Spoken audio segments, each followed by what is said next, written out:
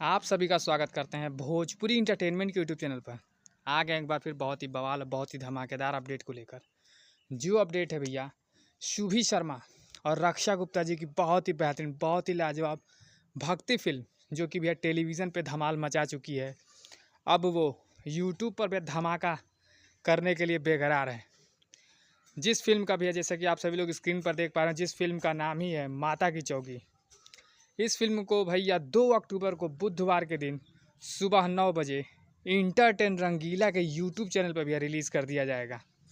इस फिल्म में भैया बात की जाए तो इस फिल्म में आप सभी को स्टार कास्ट के रूप में शुभी शर्मा जी और रक्षा गुप्ता जी देखने को मिल जाएंगी। ये बहुत ही बढ़िया बहुत ही लाजवाब भैया भक्ति फिल्म है और इसकी कहानी भी भैया मैंने देखी है, बहुत ही लाजवाब बहुत ही बढ़िया। आपको देखने के बाद बहुत ही अच्छा और बहुत ही मधुर इसकी कहानी को भैया बनाया गया है।